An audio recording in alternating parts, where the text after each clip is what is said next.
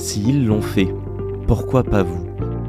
Salut à toutes et tous, c'est Yacine Scali et bienvenue dans la tête d'un CEO, le podcast qui vous inspire à entreprendre. Depuis 5 ans, je vous propose de faire un petit tour dans la tête de un ou une entrepreneur chaque semaine pour justement s'inspirer de leur état d'esprit et de leur parcours. Mon objectif, il est hyper simple, c'est voir un maximum de personnes se lancer, entreprendre et miser sur elles. On sort une interview tous les lundis, donc n'hésitez pas à vous abonner dès maintenant. Et pour nous soutenir, ça vous prend 30 petites secondes. Je vous demande de nous laisser une note et un commentaire sur les plateformes d'écoute de votre choix. Encore une fois, un grand merci de nous écouter et n'oubliez pas, s'ils l'ont fait, pourquoi pas vous ? Bonne écoute à toutes et tous.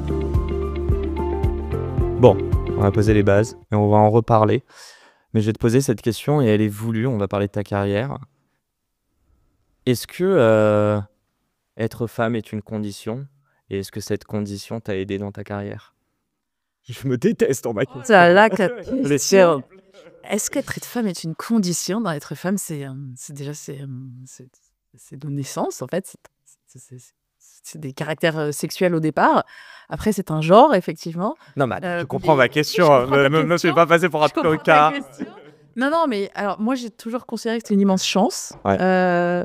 Je pense que j'aurais pas eu la carrière que j'ai eue. Donc, moi, j'ai travaillé en banque d'affaires pendant 15 ans, dans des environnements très masculins. Et je les ai choisis parce que je me voyais pas travailler avec plein de filles au quotidien. C'était pas l'environnement qui me convenait quand je suis sortie d'école. Mais le fait d'être une femme dans un monde d'hommes, je pense que ça a été une grande chance pour moi parce que je pense que ça m'a permis, au-delà du fait que j'étais probablement très compétente dans ce que je faisais, mais j'étais dans un environnement qui avait envie de faire grandir et de promouvoir des femmes. Et donc le fait d'être une femme, moi j'ai toujours vécu comme une grande chance dans ma carrière et ça a en tout cas jamais été un frein dans ce que j'ai pu réaliser. Est-ce que ça a été une aide à l'inverse ? Est-ce que tu as su...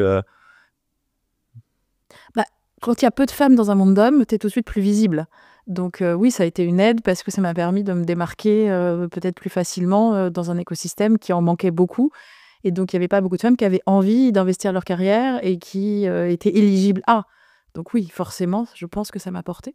Ok, mais on est d'accord que tu n'aurais pas voulu être choisie dans tes postes parce que tu es une femme. Non, mais tu étais consciente. Non, mais tu vois, j'ai eu des... Enfin, ça ne se dit pas beaucoup parce que ce n'est pas parfaitement...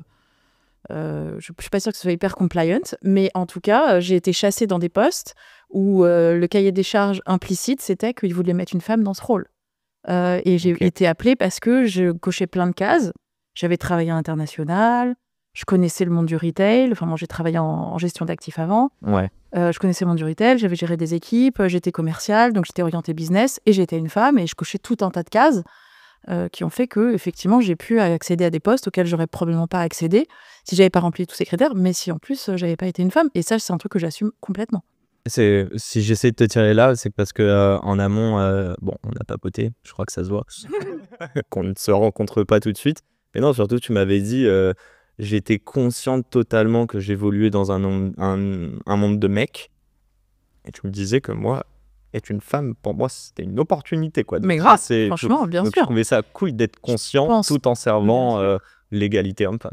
Écoute, moi, je pense pas que j'aurais eu un poste en comité de direction à 35 ans enceinte de ma 3e si j'avais pas été une femme. Je pense que j'aurais pas eu la même carrière si j'avais pas été une femme. Si j'avais pas investi cette carrière, dit que j'avais envie d'évoluer et montré que j'étais capable, mais c'est aussi parce que cette opportunité-là, elle m'a été offerte parce qu'il y a un moment donné où il faut rééquilibrer tout un tas de choses et que quand tu as un comité de direction où tu as 3 femmes et 8 hommes, à un moment donné, c'est aussi un enjeu RSE, de pouvoir montrer que les lignes bougent et donc d'aller chercher des femmes pour compléter des compétences là où il en faut.